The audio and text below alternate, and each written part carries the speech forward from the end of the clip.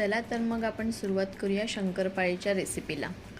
शंकरपाळी बनवण्यासाठी लागणारे साहित्य आहे मैदा, साखर, दूध आणि तूप। मैदा इथे आपण 7 वाट्या घेतलेला आहे आणि त्याच वाटीच्या मापाने आपल्याला इतर सामग्री सुद्धा घ्यायची आहे। 1 वाटी साखर, 1 वाटी दूध आणि 1 वाटी तूप।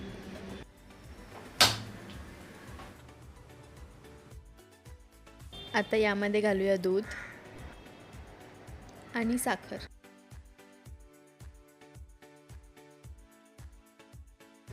साखर व्यवस्थित दुधात विरघळेपर्यंत आपल्याला ते गरम करून घ्यायचं आहे।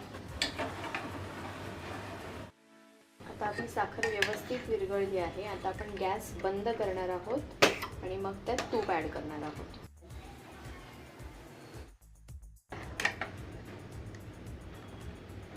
दूध, साखर आणि तूप आपल्याला एकत्र गरम करायचं नाहीये, कारण तूप जर त्यात टाकलं तर ते दूध फाटू शकतं। म्हणून गॅस बंद केल्यानंतर आपल्याला तूप ॲड करायचं आहे।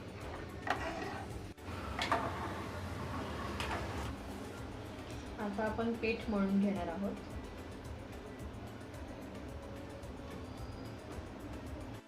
यामध्ये आता टाकूया आपण गरम केलेलं दूध, तूप आणि साखर। हे व्यवस्थित मिक्स करून घेऊया। हे गरम असतानाच आपल्याला हाताने व्यवस्थित मळून त्याला एकसंध करून घ्यायचं आहे।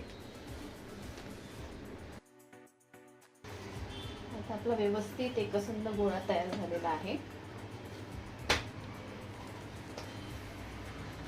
आता आपण गॅसवर तेल तापत ठेवूया।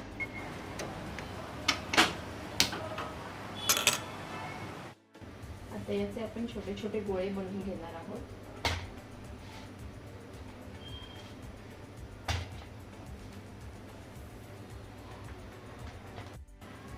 एक गोळा आपण लाटण्यासाठी घेत आहोत, बाकीचे गोळे आपल्याला ओल्या कपड्याने झाकून ठेवायचे आहे, म्हणजे पीठ कडक होणार नाही।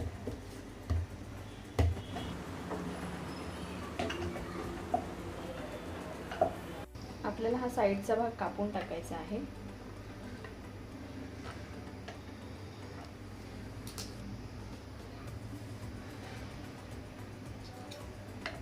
आणि मग आपल्याला हव्या तेवढ्या आकारात आपल्याला शंकरपाळ्या कट करून घ्यायच्या आहेत।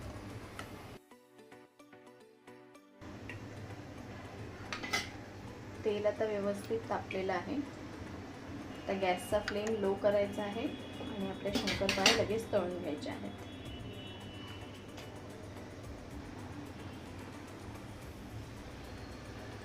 शंकरपाळ्या कट करून ठेवायच्या नाहीयेत, अदरवाईज थोड्या वेळाने जर त्या तळल्या तर त्या विरघळू शकतात तेलात। शंकरपाळ्या तळताना आपल्याला गॅसचा फ्लेम लोच ठेवायचा आहे, नाहीतर शंकरपाळ्या आतून कच्च्या राहू शकतात। चला, आपल्या शंकरपाळ्या आता रेडी झालेल्या आहेत।